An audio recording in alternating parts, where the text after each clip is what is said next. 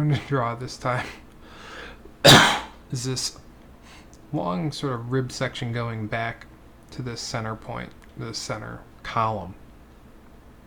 And we're going to make this such that when we finish this model, we will not see an edge line right over here like we see on these edges over here. If you do this right, you won't have that. If you do this wrong, you will have an edge line there. So ideally, we don't have an edge line. Now, different softwares that you use might result in different things. If they do an update to this, or maybe your rendering is set up a little differently, you might still have an edge line there. But I don't think we're going to. I think we're going to see something very similar to what we see there. This line going down the side is a dimension line. So let's begin. I'm going to do a sketch. Interestingly, I'm just going to select right on the bottom of this part. We'll go right around to the bottom. And I'm going to create a circle out here. And this is going to end up being quite simple, really. First thing I'll do is, going back across my dimensions here, the center of these two is 75 units apart, 75 millimeters if you're following the drawing, 75 inches if you're lazy like me and not changing your units. But it's 75 units apart from each other, the centers, that is. So, dimension tool.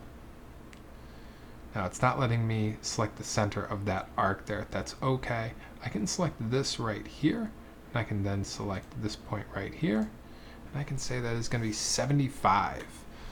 It's going to keep it right at about 75 for me, so it's about really convenient. Next thing I'm going to do.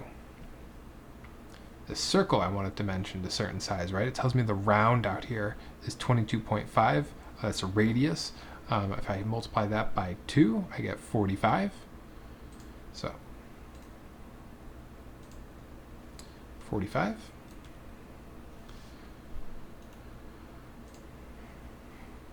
Next thing I'm going to do is get the line tool. From each of the two top right and left corners respectively, I'm going to drag and drop a line down onto the circle. Do not go right out to the very edge. I'm going to zoom in on this. If you go right out to the very far right side, it's not going to give you what it is you're actually looking for.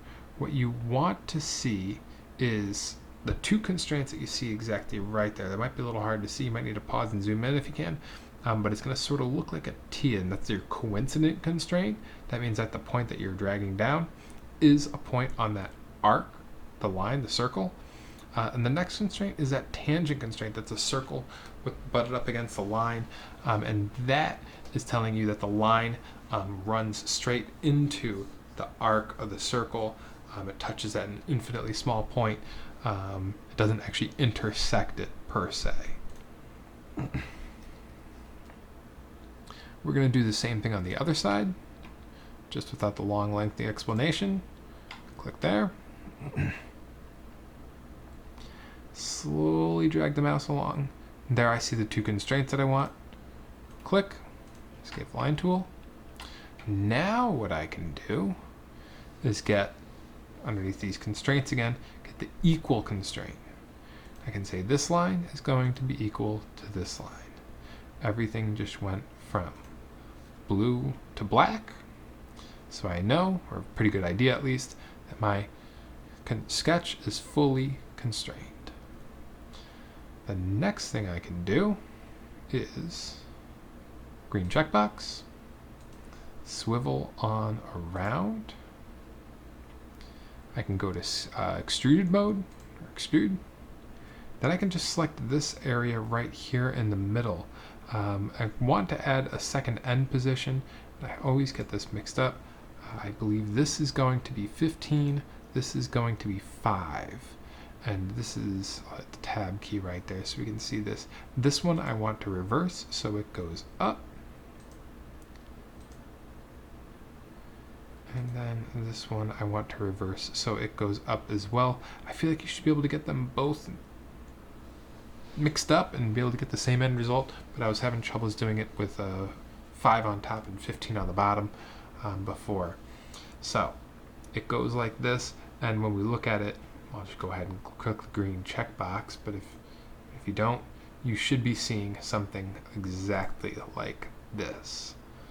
Make sure you're adding green checkbox. If you want to do the same thing with the circle, in fact, let's go ahead and do it with the circle too. It'll make things a little bit easier as we move forward. So, green checkbox. And there we go. We've got the whole sort of cape flying off the back of the magnet type look. We do see a line right there. I was hoping we weren't going to get that. I wonder if we have it on the other side. We do. So it's probably just something in the software. Some softwares you won't see that. But it's okay.